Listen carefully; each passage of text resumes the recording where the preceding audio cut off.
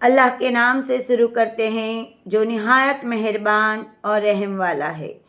तमाम ताबईन उम्मतान दीन के बंदे आपको हम तहे दिल से सलाम करते हैं। अल्लाह ताला आपको और हमको दीन, दुनिया और आखिरत में मुकम्मल कामयाबी अता फरमाए। आपको और हमको कलाम पाक समझने की और समझाने की तौफीक अता फरमाए। आमीन। आज हम सूरह अल बकरा का बयान करेंगे।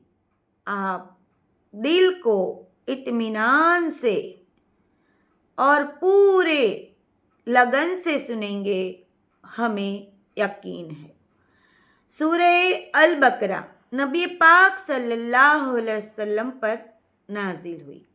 सूरह अल बकरा मदीना शरीफ में नाजिल हुई।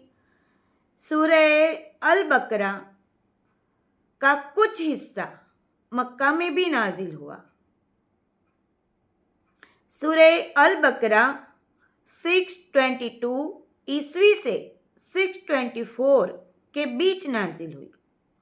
कुछ हिस्सा 611 ईस्वी से 622 ईस्वी के बीच मक्का में भी नाजिल हुआ था। इसकी आयतें 286 है। इसकी रुकू 14 है। कलाम पाक 25,025 25,025 है।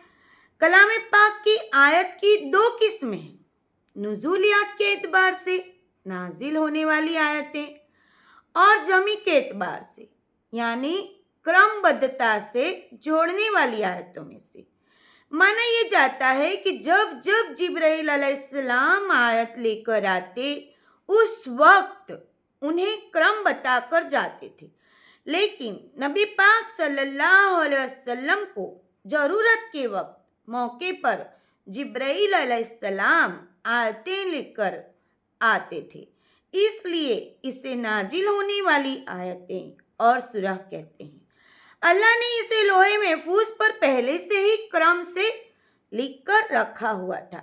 जब पूरा कलाम पाक नबी पाक सल्लल्लाहु अलैहि वसल्लम पर नाजिल हो गया तो उसे क्रम से जोड़ा गया, जिस वजह से नुज़ूल के एतबार से सूरह बकरा 87 नंबर पे है, जबकि जमी के एतबार से सूरह बकरा का 2 नंबर है। कलाम पाक में सबसे पहली पावरफुल और ताकत वाली आयत हुरूफ़े मुक़द्दरात है, जिसके बारे में बड़े बड़े उलमा बताते हैं। हज़रत अली रज़ियल्लाहु ताला अन्हा, हज़रत उस्मान रज़ियल्लाहु ताला अन्हा, हज़रत अबू बकर रज़ियल्लाहु ताला अन्हा, हज़रत मसऊद रज़ियल्लाहु ताला अन्हा ने बताया है कि इसका माना अल्लाह और उसके रसूल मोहम्मद सल्लल्लाहु अलैहि वसल्लम के बीच राज है। नबी पाक सल्लल्लाहु अलैहि वसल्लम ने बताया है, जो यह सूरह को पढ़ेगा और उससे मोहब्बत करेगा, क़यामत के दिन ये साया करेगी और इंसान के गुनाहों की बख्शिश करवाएगी। कलाम पाक में इसका बहुत बहुत बहुत बुलंद मर्तबा है, इसलिए इसे बुलंद मर्तबा रखने वाली सूरह भी कहते हैं। अलिफ लाम मीम पढ़ने के बेशुमार फायदे हासिल होते हैं, मुश्किल से मुश्किल काम हो जाते हैं, इसलिए इसे सिफाती नाम भी कहते हैं। कलाम पाक का यह पहला हुरूफ़े मुक़द्दरात है, जिसमें अल्लाह ने इतनी ताकत रखी है, तो कलाम पाक पढ़कर उससे कामयाबी हासिल करने का अंदाज़ा लगाना नामुमकिन के बराबर है। तो आए बंदो, यकीन के साथ दिल से शक शुबा लाए बिना पूरे ईमान के साथ आप कलाम पाक पढ़ोगे 100% कामयाबी आपके कदम चूमेगी। आपको एक रिवायत बताते हैं, अबू ज़र रज़ियल्लाहु तआला अन्हा की है। मोहम्मद सल्लल्लाहु अलैहि वसल्लम ने फरमाया, जो कलाम पाक की एक आयत पढ़ेगा, कितनी? एक आयत, और उसे समझेगा, समझाएगा, अल्लाह उसे 100 निफिल नमाज से ज़्यादा सवाब अता फरमाएगा। तो चलो अब हम और आप समझें और समझाएं, लोगों तक पहुंचाने का फ़ायदा हासिल करें, अमल नामे में हमारी नेकियों का पल्ला भारी करें, जिससे हमारी दीन, दुनिया और आखिरत सुधर जाए।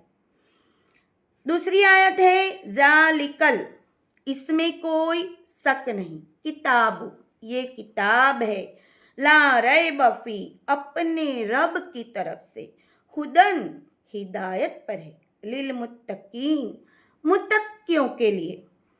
अल्लाह ने ये किताब कलाम पाक अपने बंदों की रहनुमाई के लिए, हिदायत के लिए भेजी है, जिसमें कोई शक नहीं है। आपको इससे फ़ायदा ज़रूर होगा, लेकिन फ़ायदा वही लोग उठा सकते हैं जो चाहते हैं कि हम नबी पाक सल्लल्लाहु अलैहि वसल्लम पर आगे भेजी किताबें, तौरात, ज़बूर, इंजील पर, आखिरत पर, कलाम पाक पर ईमान लाएं और ईमान के साथ मुकम्मल तरीके से कलाम पाक को पढ़ें। उसमें जो कुछ लिखा है वो सच है, कोई शक शुबा न करें, यह जान कर ईमान लाएं।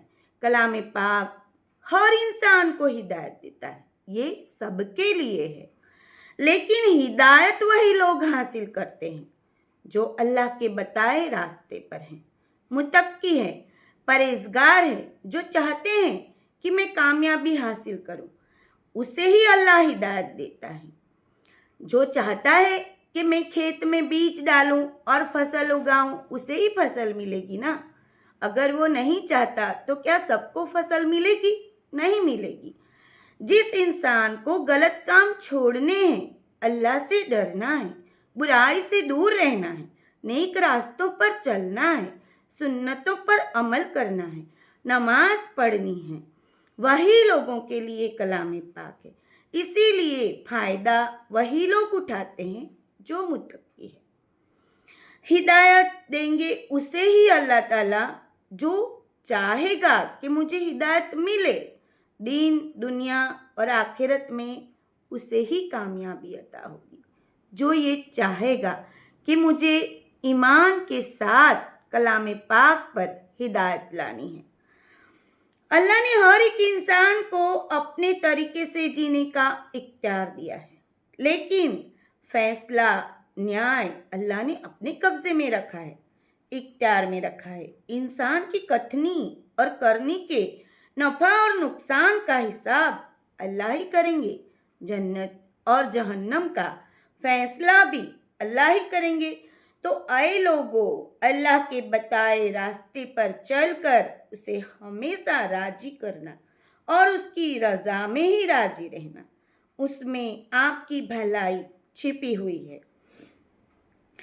तीसरी आयत, अल्लज़ीना, वो लोग हैं जो युमिनूना, ईमान लाते हैं, बिल गैबे, बिन देखी चीज़ों पर, वयुकीमून सलात, हमने दिया उनको, वमिम्मा रज़क़नाहुम, और रिस्क उसमें से खर्च करते हैं, युनफिकून करते हैं।